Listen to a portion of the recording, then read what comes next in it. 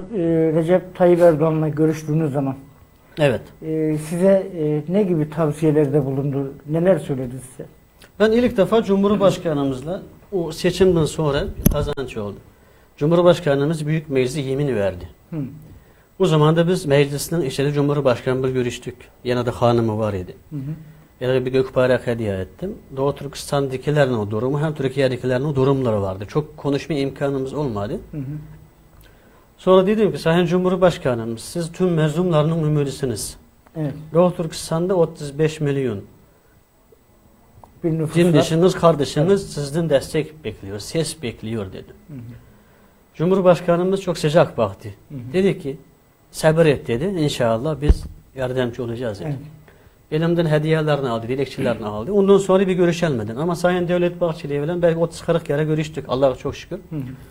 Sonra 2 gün önce Dereli yani su felaketi olan bu Evet, yerde sel Cumhurbaşkanımızla felaketi. Hı hı. çocuklarımız milli kıyafette Hı hı. Cumhurbaşkanımızla görüştük. Hediyelerimizi verdik. Dilekçelerimizi verdik. Cumhurbaşkanımız bizi gördü ama biz de sevindik. Çok sevindi Allah'a şükür. Hı hı. Cumhurbaşkanı ekrar dedik. Doğu Türkistan'ı unutmayın. Dua edin. Sesimiz olun. Orada sizi bekliyor. Çok sıkıntı dedik. Cumhurbaşkanımız tamam dedi. Kapağını yorma dedi. Böyle devam et dedi. Evet. Heh, bizi Biraz sabır sabır. Evet sabır dedi. Tamam dedik. Allah razı olsun. Bilgilerini verdik.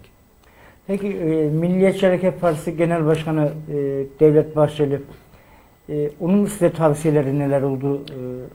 Ne yapmanızı Biz daha biz, çok biz Sayın Devlet Bahçeli Allah razı olsun. Hı hı. Biz Türkiye'deki yüz binlerce Uygur Türk'ü yaşıyor. Türkiye için canımızı versek o az. Evet. Ben öyle düşünüyorum. Çünkü ben Devlet Bahçeli bir gün görüştüm. Bir hafta sonrası 21 tane Uygur Türk'ü Hı hı. Atatürk Havalimanı'nda İstanbul'da Çin'e teslim edeceğiz de orada yakalandı. Evet. Çocuk var, hanım var. Sayın Devlet Bahçeli'ye biz bunu bildirdik. Hı hı. 21 tane Uygur Türk'ü havalimanında Çin'e teslim edilecek. Hı hı. Çok kötü durumda. Onlar gitti mi yarı yavaş yavaş sıkıntı. Evet. Dedik orada belki onu devletinin bilgisi yok, Cumhurbaşkanının bilgisi yok. Çin'e setilmiş, acallar yapmışlar. Böyle ben düşündüm öyle. Hı hı. Sayın Devlet Bahçeli Salih gün grup toplantısında hemen orada konuştu. Bizim Çin'e teslim edecek tek soydaşımız, dindisimiz yoktur, olmayacaktır. Hı hı. Onları hemen serbest bırakın dedi. Allah'ın izniyle serbest bıraktı. Ondan sonra Allah'a çok şükür hiçbir Doğu Türkistan'dan Çin'e teslim etmedi. Hı hı. Bizim Doğu Türkistan için bu çok büyük destek. Neden? Hı hı. Çünkü Mısır'daki Doğu Türkistanlılar var idi. Öğrenciler. Hı hı. Öğrenci insanlar. Pakistan'da var idi. Suudi Arabistan, Dubai. Çok Doğu Türkistanlarını Çin'e teslim ettiler. Hı. Bize sattılar. Çin'e sattılar. Tayland falan. Ama Hı. Türkiye Allah razı olsun. Biz burada vatandaşlık kazanan var. Hı. Kazanan ama hepsimiz Allah'a çok şükür Türk vatandaş gibi yaşıyoruz. Yani sonuçta çok şükür. kardeşiz canım. Yani. Evet. Sayın Devlet Bahçeli o zamanlarda mesela o zor durumdaki ailelerini Adana'ya yerleştirmişti. Bu konuda destek oldu. Hı. Zor durumdakiler için. Hem bizden ikamet sıkıntımız var. O zaman ilk süresiz kimlik mi yok idi. Hı hı. Bunun için çok büyük destek oldu. Hı hı. Hem o şeyden gelen Uygur Türkleri var idi. Tayland tutuklanmış yayan Türkiye'ye gelmek için. Hı. Onlar Malezya'ya kaçıyor. Malezya'dan bu havalimanı tutuklanıyor. Evet. Şimdi onlara iftira atıyor.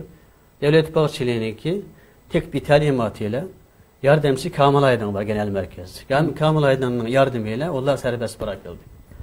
Hem Türkiye'de bugün kadar binlerce Uygur Türk'ü tutuklandı. Hı hı. İftiradan dolayı Çin acallarınınki. Hı hı. Onların serbest olması için Sayın Devlet Bahçeli çok büyük yardımcı oldu Allah razı olsun. Hem Sayın Devlet Bahçeli'nin bizden talebi dedi ki siz yürüyün dedi. Hı. Siz haklısınız. Kendi vatanınız, kendi yurtumuz, bizden atı yurtumuz, bizden kanayan yaramız dedi. Hı hı. Biz her konuda sizler için yardımcı olmak için hazırız. Kapımız her zaman açık dedi. Benim 7 tane çocuğum vardı. Bunlar bizim manevi çocuklarımız dedi. Hı hı. Siz burada korkmayın dedi. Çin ajanı falan korkmayın. Sizin güvenlikiniz bizim güvenlikimiz dedi. Allah razı olsun. Amin. Yani, diğer siyasi partilerden biri de herhalde İyi Parti'yi bir ziyaret etmişsiniz. Sayın Evet. Meral Akşener'e. Mesela biz hem İyi Parti'ye gittik. Hı hı. Sayın Meral Akşener'le görüştük. Hem o eski Türkiye'nin başbakanlarından Sayın Davutoğlu ile görüştük. Evet. Hatta Kılıçdaroğlu ile görüştük. Hı hı.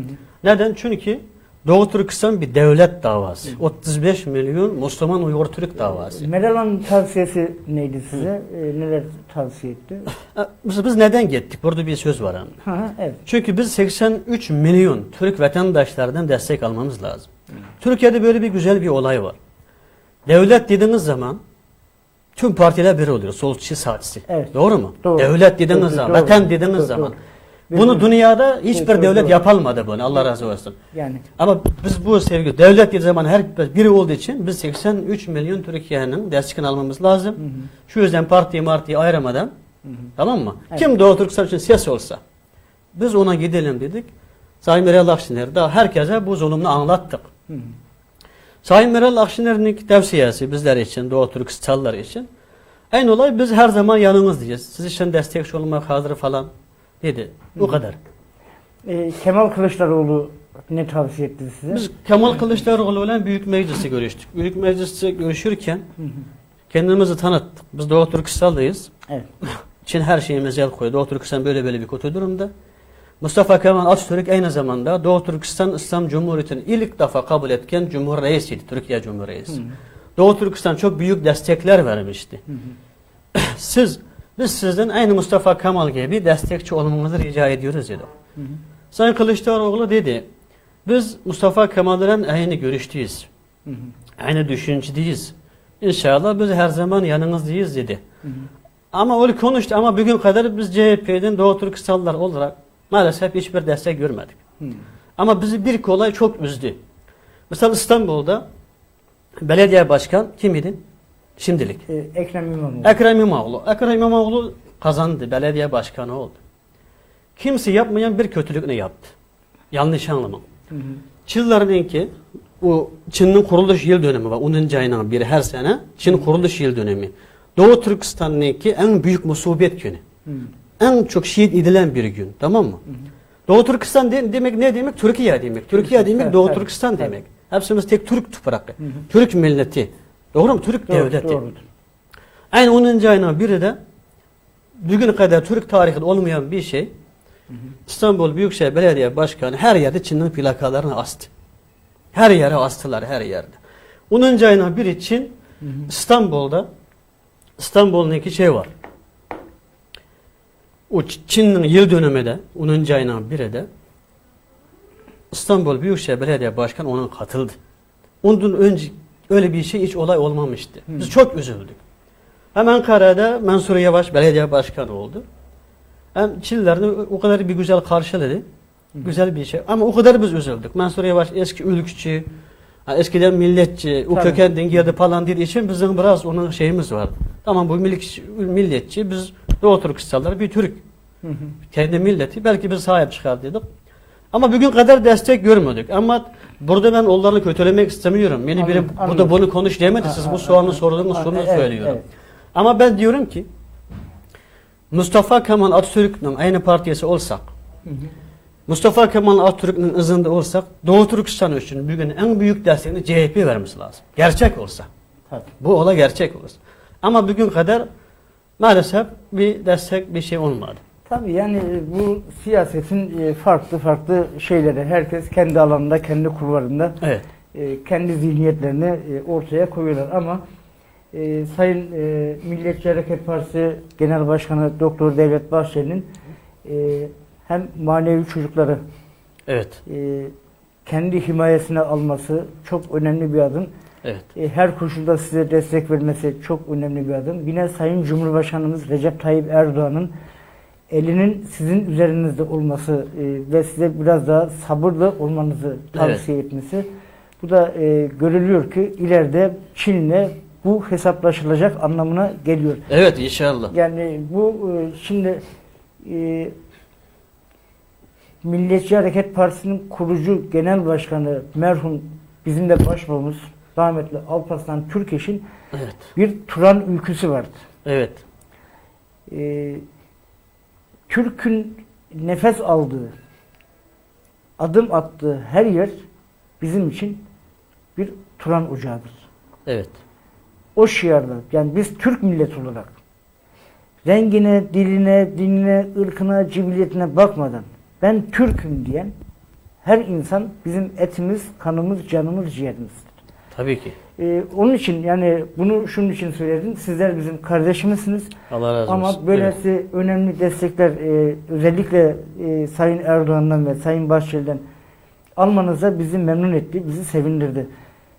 Şimdi dernek faaliyetleri içerisinde bir de şehitlerle ilgili bir çalışmanız var sanırım. Evet. Hanifi kardeşimiz az sonra sizden sonra yayına alacağım. İnşallah. Bu çalışmayla ilgili de biraz bir bilgi verirseniz. Evet.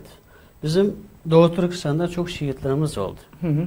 Ne Osman Batır olsun, Kurşat ondan sonra Evet. Doğu Türkistan Cumhuriyeti hem Doğu Türkistan İslam Cumhuriyeti hem Ürümçi katliamı, Gulcu katliamı, Doğu Türkistan'ın Atuş, Baran katliamı. Çok şehitlerimiz var. Biz şehitlerimiz için hiçbir şey yapamadık. Doğu Türkistan'dayken. Hatta eve gidip ana babasının geçmiş olsun. Yasak yaptık mı bittik, tamam mı? Türkiye'ye geldik. Türkiye'de maşallah bir yerde bir şehit oldu mu Cumhurbaşkanı geliyor, bakan geliyor. Bakın. Şehit öyle bir kıymetli bir insan. Şehitler ölmez, vatan bölünmez diye. Doğru mu? Tabii. Biz orada kendi şehitlerimiz hiçbir şey yapamadık için buradaki şehitlerimiz aynı bizim şehidimiz. Ben 15 Temmuz şehidi olsun, Çanakkale'de olsun. Hem Çanakkale'de yüzlerce Doğu Türkistanlılar şehit olmuş. Orada şey var. Şu yüzden uzaktan biz bunu düşündük. Türkiye'de şehit ailelerini bir ziyaret yapalım. Orada yapamadıklarımızı burada yapalım. Çok. İnşallah hem bu çalışmayı önceden biz yaptık. Bazı şehit ailelerini ziyaret ettik. Ama bundan sonra komple tüm nerede şehit ailesi varsa o şehit inşallah bu kardeşimizle beraber bunu yapacağız. Şehit ailelerini beraber ziyaret yapacağız. Hem Türkiye'de biz 1200 tane Doğu Türkistanlı genç ilk defa ben gittim. Askerlik için kaydı olduk. Biz Türkiye için her zaman hazır. Babalarımız Çanakkale Savaş'ta geldi. Çünkü Türkiye Doğu Türkistan'dan önemli. Suriye'den önemli. Filistin'den önemli. Ne diyelim? Arkan'dan önemli. Neden önemli? Neden? Bu sual var burada. Türkiye 630 sene dünyaya hüküm etmiş Osmanlı devleti kurulmuş bir devlet. Osmanlı zamanında dünyanın hiçbir yerinde kimse bir Müslümana, bir insana, bir hayvana zulüm yapılmamıştı. Doğru mu? Doğru. Osmanlı yıkıldıktan sonra bakın o Doğu Türkistan'a silah gönderen Abdülhamit Han cennet makan. Allah rahmet eylesin. Evet. Tırlara silah gönderdi. Mustafa Kemal Atatürk en büyük destekler vermişti. Tüm mezlum coğrafyanın hatta bir dinsizinin ümidi Türkiye. Evet. Bir hayvanatın ümidi Türkiye. Bunu herkes anlaması lazım. İslam'ın son kalesi. Türkiye ayakta durdu mu? Türkiye güçlendi demek. Tüm dünya bir rahat oldu demek. Tüm mezlumlar kurtuldu demek inşallah. Ama Türkiye'nin başka bir zarar geldi demek. Allah korusun gelmez. Evet. Türkiye günden gün güçleniyor. Türkiye parçalandı demek. O olmaz inşallah. Türkiye kıyamet kadar ayakta durur. Tüm mezlumlar bitti. Tüm dünya mezlumlarla dolu. Tüm dünya zalimlerle dolu demek. Evet. İnşallah biz önce Türkiye'yi güçlendirmemiz lazım. Evet. Türkiye'de bir Turan ordusu kurulması. Hani Osmanlı zamanı gibi tüm İslam dünyası Türkiye başta olmak üzere Türkiye'nin arkasında olması, tüm Müslümanlar, tüm Türk coğrafyayı bir olması. Hani öyle oldu mu dünyanın hiçbir yerinde bir Müslümana bir Türkiye kimse zulüm yapılmaz. Evet. Ne Filistin'de Yahudiler, ne Doğu Türkistan'da Çin kafirler, ne Orta Asya'da Ruslar. Dünyanın hiçbirinde tek mezlum kalmaz, tek zalim kalmaz. Şu yüzden biz Türkiye için yani Türkiye'ye Doğu Türkistanlıların gerçek nasıl insan olduğunu. Mesela Türkiye diyor atı yurtumuz diyor. Evet. Hepsi oradan gelmiş zaten. Nasıl insan olduğunu biz Türkiye'ye göstermek hem Türk kardeşlerimizden, Türk vatandaşlarımızdan nasıl olduğunu Doğu Türkistanlılara göstermek. Evet. Bağlantımızı kurmak. Sadece bir Doğu Türkistan Türkiye değil. Şimdi diyor ya tek millet 6 devlet diyor. Ben ona bir devlet ekliyorum. Tek millet 7 devlet. Doğu Türkistan'ı unutmamız lazım. Doğu Türkistan olmadan Türkiye'nin Türk tarihini yazmak mümkün değil. Türk İslam tarihini yazmak mümkün değil. Hem Türk coğrafyayı bir araya getirmek mümkün değil. Yani önemli bir yer. Tarihimiz, her şeyimiz oradan kaynaklanıyor.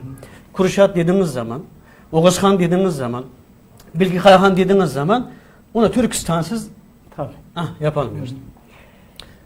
Peki ağzınıza sağlık. Şimdi kısa bir ara vereceğim. Ondan sonra Hanifi kardeşim tamam, en son 1 dakika zamanınızı alacağım. Vereceğim. Ben size 1,5 dakika bir zaman vereceğim. Tamam. Son sözleriniz için. Kusura bakmayın. Estağfurullah. Sevgili seyirciler, yine bu şehit projesi adı altında bir kardeşimiz var, sanatçı bir kardeşimiz var. Şimdi sevgili Osman sözlerini bitirdikten sonra kısa bir ara vereceğiz. Ondan sonra kaldığımız yerden devam edeceğiz. 1,5 dakikayı size veriyorum. Tamam. Buyurun. İkram karşıdaki tüm kardeşlerimize Allah razı olsun diyorum. Biz Türkiye'den şimdi vatandaşlık vermeye başladı. Doğu Türkistanlılar, Türk soylar için. Buna çok teşekkür ediyoruz. Evet. Allah razı olsun. Çünkü biz vatanımızdan ayrıldık. Hem dilimizde Çin yavrunun pasportu var idi. Türk pasportu aldık demek biz için en büyük kazanç. Evet. Biz triliyat para vermesin, vatandaşlık versin. Bu biz için en büyük destek. İki, Türkiye'de mesela ben Türkiye'yi çok gezdim. Afgan köyü, Kazak köyü, Kırgız köyü falan. Ama bir Doğu Türkistan Uygur köyü yok. Biz bunu rica ettik. Cumhurbaşkanımızla bu dilekçini verdik inşallah. Hem Süleyman söylüyor, Dışişleri Bakanlığı'na verdik. İnşallah bir Uygur köyü yapılsa Türkiye'de, meyli o Yunan sınırı yapsın. Çünkü Türkiye bir sınır bizim sınırımız. Orada Yunanlara karşı savaşmak için biz hazır. Çünkü biz Türk'üz. Evet. Biz Müslüman zaten, doğru mu abi? Doğru. Türkiye biz destek verdi, biz hiçbir şey yapamadık, utanıyoruz. Orada bir köy yapılsa, kendi kültürümüzde yaşamak, kendi dinimizde yaşamak, çocuklarımıza güzel eğitim vermek, birbirimize sahip çıkma imkanımız olur. İnşallah bu ekran karşısından biri, Cumhurbaşkanımız Recep Tayyip Erdoğan'a, Sayın Devlet Bahçeli'ye, hem dün bugüne kadar Doğu Türkistan için, tüm mezun topraklar için sahip çıkan tüm vatandaşlarıma teşekkür ediyorum. Evet. Allah cümlemizden razı olsun. Selamun Aleyküm ve Rahmetullah. Aleykümselam diyelim. Evet, çağrınızı da ben tekrarlayayım.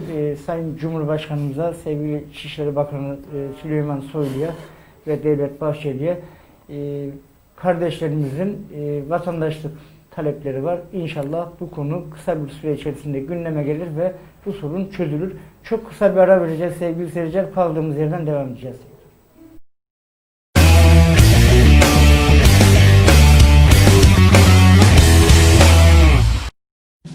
Alanında uzman isimlerden oluşan, sorumluluğunun farkında olan, temelden anahtar teslimine kusursuzca kontrollerini yerine getiren Alper Yapı Denetimini seçin. 10-15 yıl değil, bir ömür boyu güvende oturmanın yolu Alper Yapı Denetim'in kontrolündeki yapılardan geçer.